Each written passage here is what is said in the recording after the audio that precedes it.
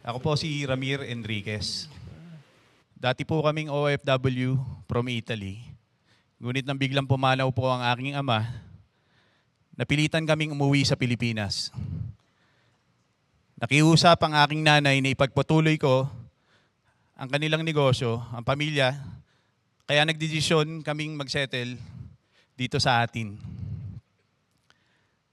Sa simula po ay maayos ang lahat. Maganda ang takbo ng negosyo at ako po ang namamahala. Ngunit nang biglang pumasok po ang aking kapatid, ang aking kuya sa negosyo, unti-unti pong nagbago ang lahat. Bilang paggalang po sa kanya, bilang panganay, hinayaan ko siyang makialam sa pamamalakad ng negosyo. Pero unti-unti akong natanggal sa aking posisyon. Mula sa pagiging tagapamahala, ay naging driver ako. At mula sa pagiging driver, ay naging pahinante ako. Hanggang sa ang aking sahod ay naging kapareho na lamang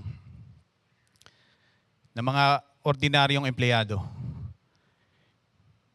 Hindi ko po ito masabi sa aking asawa dahil nahihiya po talaga ako. May mga pagkakataon na nagkakasakit ang aking mga anak at kailangan ko manghiram ng pera para lang makabili ng gamot. Kailangan ko pang makiusap sa aking kapatid. Kahit minsan nagmamakaawa ako, minsan hindi niya ako napagbibigyan.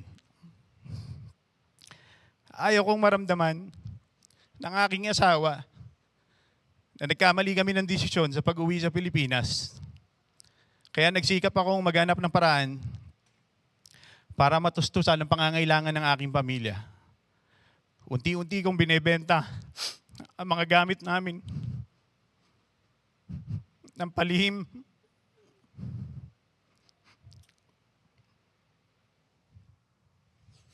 Para lamang po may maitusto sa pangangailangan ng aking pamilya. Dahil sa hirap ng sitwasyon at sa pride ng aking puso, nagsimula akong gumawa ng mga maling desisyon.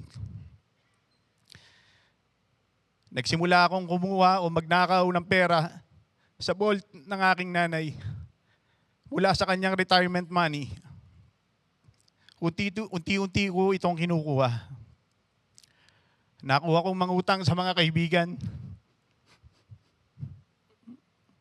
Sa mga kaibigan ng kaibigan. At kahit sa mga taong hindi ko naman kilala. Madalas kong gamitin ang dahilan sa pangungutang ang aking mga anak. Madalas kong sabihin sa kanila na may malubhang sakit ang aking mga anak, kaya para mabilis kong makumbinsi ang mga taong aking hinihiraman. Unti-unting lumiit ang mundo ko dahil sa dami kong utang. Lagi ako nagtatago, gumagamit ng iba't ibang dahilan, nagsisinungaling para lamang makalusot. Hanggang sa nalaman ito ng aking asawa, ang lahat ng kasinungalingan at panlilinlang na ginagawa ko sa kanya. Dito na siya nagdesisyon na hiwalayan ako.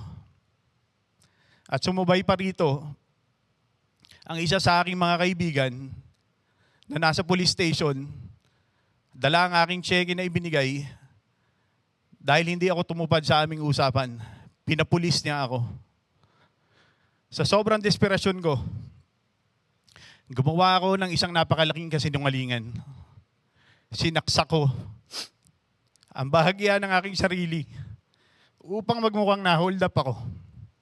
Dumiretso ako sa police station at duguan at sinabi kong na-hold up ako habang papunta ako ng police station upang bayaran siya. Pero kalauna nalaman ng mga pulis, nagawa-gawa ko lang ang lahat. Nalaman ito ng aking kapatid. Galit na galit ang aking kapatid. Dahil sa kahihiyan at galit nila, pinutol ng aking pamilya ang kanilang relasyon sa akin. Sa isang iglap na wala ang lahat sa akin. dumating ako sa punto na parang gusto ko na lang mawala, gusto ko na lang mamatay.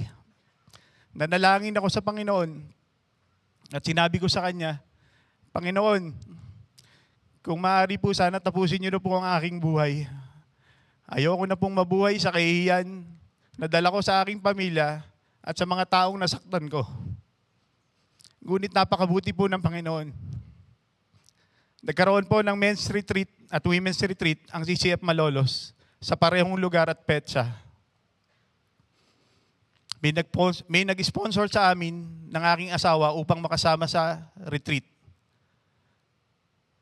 Sa bus po na papunta doon, magkatabi kami ng aking asawa, pero po ang aming bagahe ay nakalagay sa pagitan namin.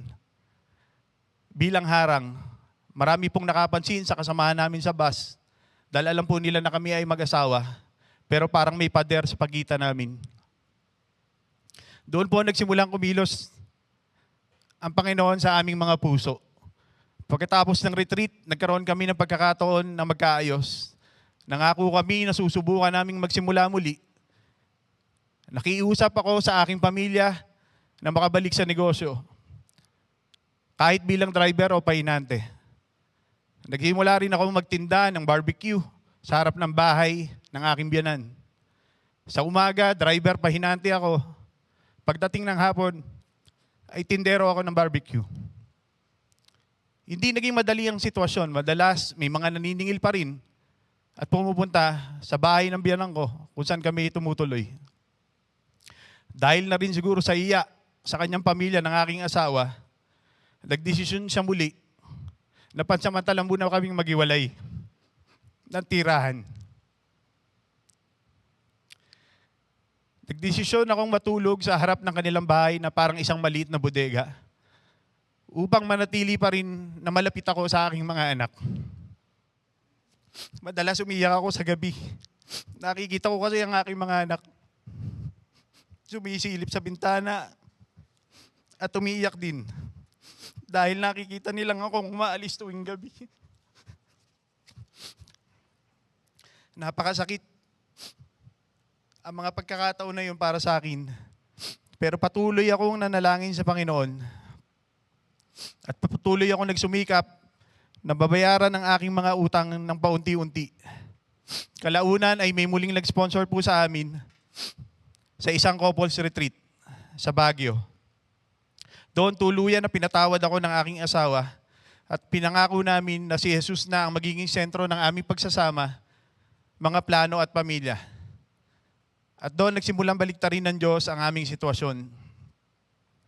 May isang kaibigan ng aking asawa nag-refer sa amin sa isang tao na gustong ibenta ang kanyang negosyo na nagkakahalaga ng ilang milyon.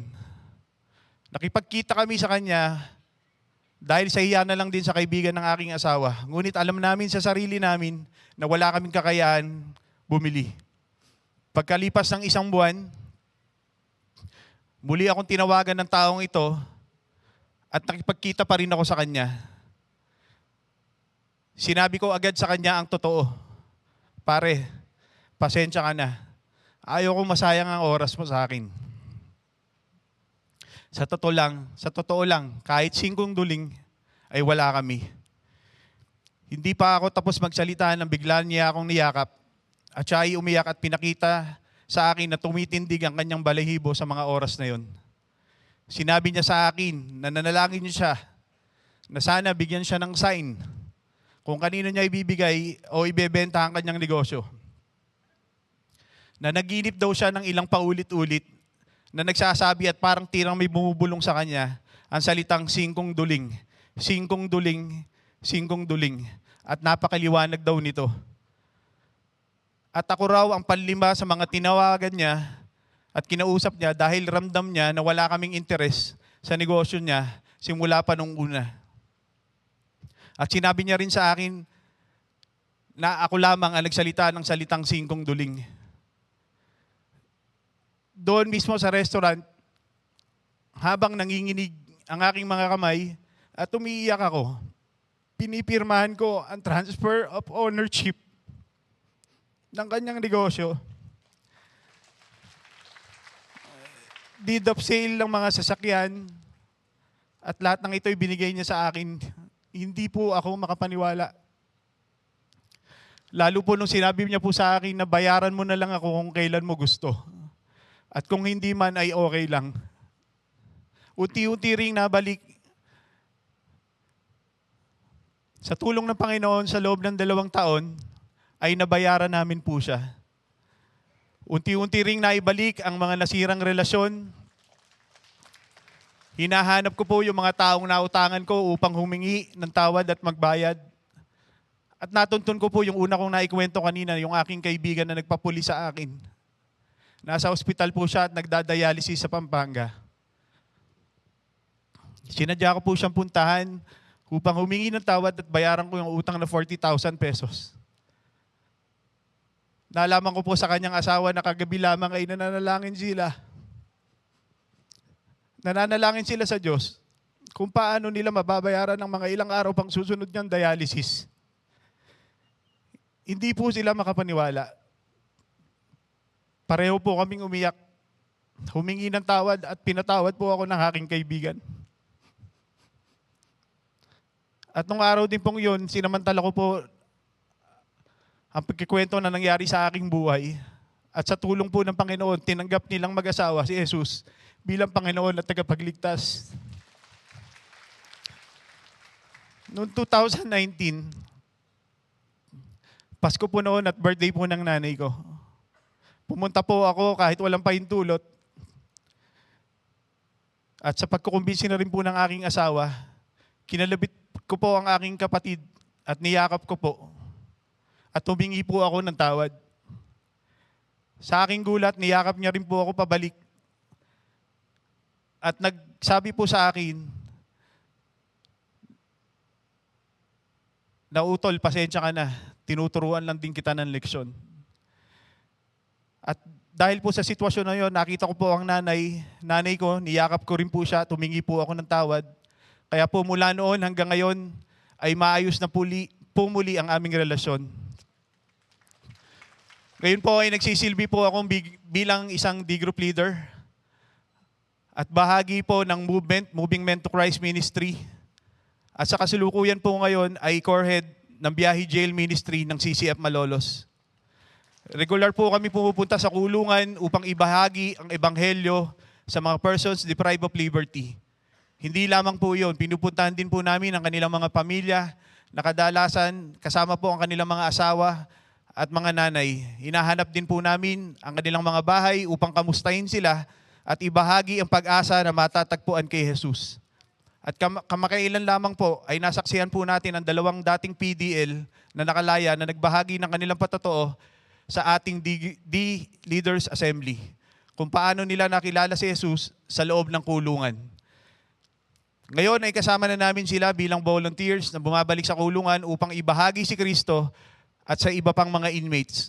At dito po lang po naunawaan kung ano ang tunay na pananampalataya. Ang tunay na pananampalataya ay pagsuko ng pagtitiwala na ang Panginoon ay may hawak ng lahat. He is in control. He is sovereign. At dahil dito, I can surrender my life, my will, and my plans to Him. Dahil ang lahat ng ito ay mula rin sa Kanya. Ako po si Ramir Enriquez, isang makasalanan na binigyan ng panibagong buhay ng ating Panginoong Hesus Kristo.